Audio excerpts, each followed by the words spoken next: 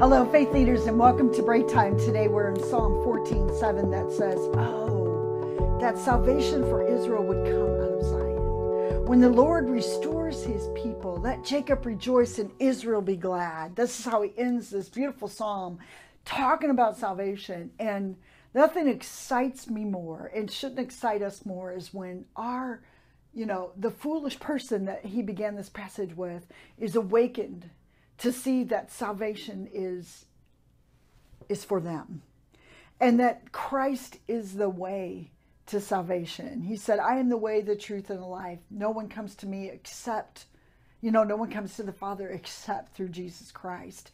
And he laid out that plan of salvation for you and for me, to be awakened, to be renewed, to be restored, and that's what David was pleading for. Oh, and I see, the people that have been placed across our path are not there by accident. But are we living out this salvation message? Are we allowing the plan of salvation to become, going through our mind to the place that we're in relationship with Jesus Christ and it's all good?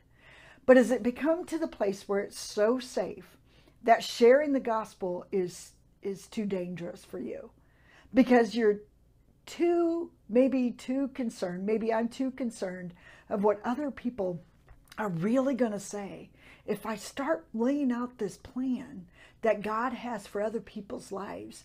First of all, they might think that's my life. What are you doing messing with my life? But what the awesome thing about the Lord is he comes into people's lives right where they are. Don't wait for people to clean it up to share the gospel. Share the good news, that Jesus meets with people at a well, a woman that had such a disastrous life, that there Jesus met her and told her everything. But the power of his telling wasn't condemning.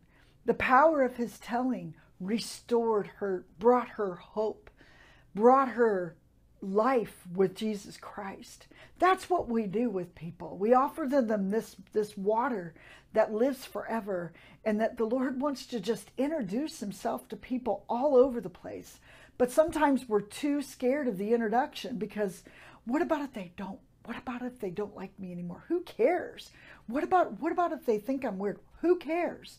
What about if they don't accept Jesus? What about they don't want to be introduced to Jesus? Who cares?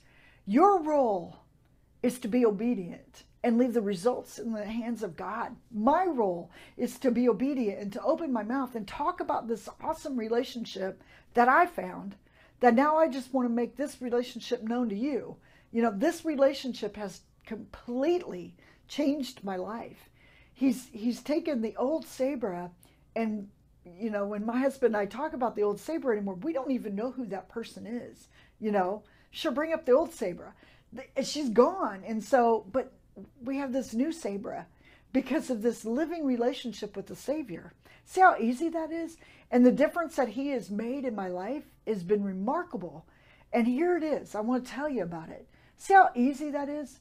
Walking with people during their struggles, during their period of, people are in desperate need of a relationship. That's our desperate need. They're desperately in need of forgiveness. But the fool says, "I don't need forgiven."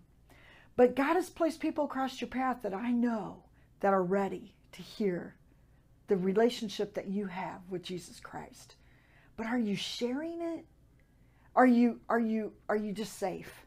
I have to admit, there's times I'm safe. But I don't want to be safe. Let's not be safe people. Let's be the people that share the relationship that we have and with them. And just let God take care of the rest.